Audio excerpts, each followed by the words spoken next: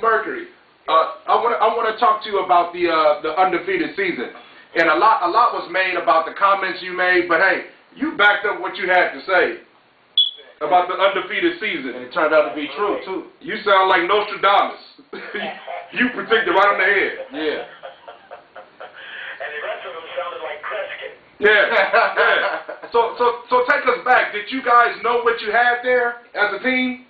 Actually, you know what? It's a storybook kind of a deal, and understand that in a day where you look at the athlete and what they send these young kids through to get them ready to become gladiators for entertainment. Back then, it was a different concept.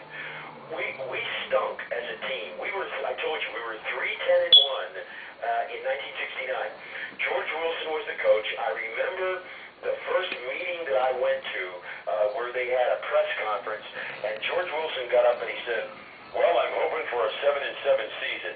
And I thought to myself, did I just hear this guy say it's okay to lose 7 games? And I got up right after him. Man. Now, keep in mind now, I'm in the South. Right, From right. Pittsburgh, but now I'm in Florida, which, you know, if you know about the South, I'm at the bottom. Right. So now, and it's 1969, when blacks still had to have cards to go over on the beach. Damn. Not to go out and play, because they weren't allowed to do that then. They had their own beach here called Virginia Beach. It was on Key Biscayne. So I'm telling you, it was a completely different world, and we lived in that world. In 69, we never reached mediocrity. We went 3-10-1. Wilson gets fired. The merger comes in 70. Shula comes to the Dolphins, and we begin a new era.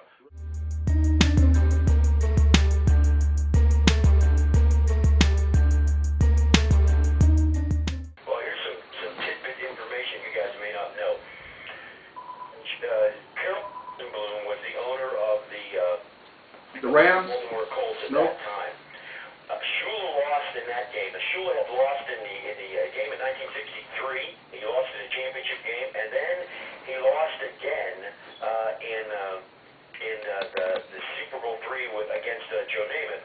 And when that happened, the guy from the Baltimore Colts, Rosenblum went on vacation to the Far East, and he left his son in charge. Joe Robbie, who was the owner of the Dolphins and a lawyer. Now, let me put it in perspective. Lawyers are number 1 on the mistrusted list, and politicians are number 2. So you got number 1 and number 2 most mistrusted people in the country running it. Right. So here's this guy, Joe Robbie. He comes and talks to the son of Carol Rosenblum, and long story short, he ends up getting Shula to sign a contract for the Miami Dolphins. Now, that's because Rosenblum was waiting to come back from the Far East to fire Don Shula for having lost in that game in Super Bowl III. Man. But it was upstage because Robbie came up and hired Don Shula, and that would be the first time that a compensation of a first-round draft choice would go to another team because of a coach. So it's like that was a first Before John Gruden. Yeah. And I'm a Raider fan, so whatever about that.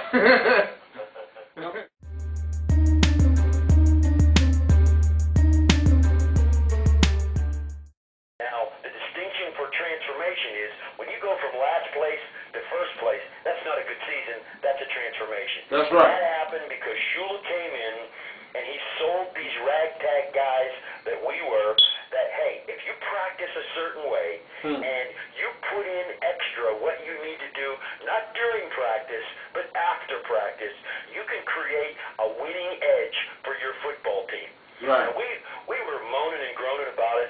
There was a strike in 1970, so the season started 2 weeks late. So Don said that, well, in order to catch up, you guys are going to have to practice. Now, this is the first inkling we have of Don Shula. You're going to have to practice 4 times a day. 7:30 in the morning in shorts and helmets, 10:30 in the morning in full gear, 2:30 in the afternoon with a 3 o'clock and in shorts, shoulder pads, and helmets, and then a 7:30 walkthrough until it got dark, and then into a meeting, and that meeting would last till 10:55, 11 o'clock curfew, and you're out. Damn. We did that for 45 days. You guys got good. Now we went from 3-10-1 to a playoff team in 1970. And we went to the playoffs and lost to the Raiders back in 70. And then in 71, we come off and we beat the Colts, who were the champions in the AFC Championship game, and we're just so happy that, remember now, 69 doormats, Right. 70 were in the playoffs, 71 were playing for the World Championship in Super Bowl VI.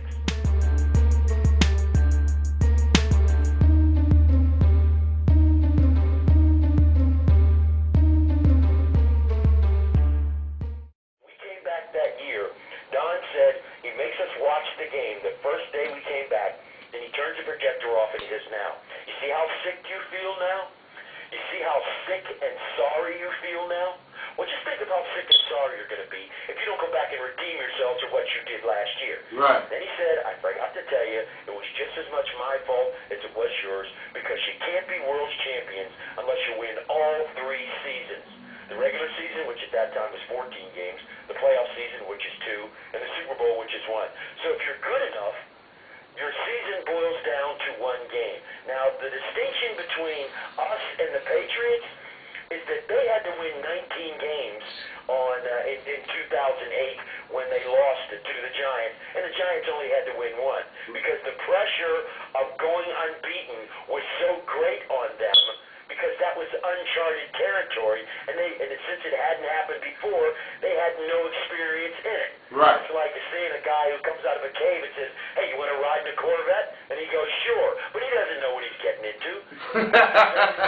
And you could tell that at the end when, out of the frustrations that you saw from Tom Brady, because they weren't really ready to challenge that record, because it was too big for them, because it amounted to something that they hadn't done before, and somebody had already told them that they were going to do it. Right. And that's not how it works in football, because on any given Sunday, any team can beat any other team except in 1972.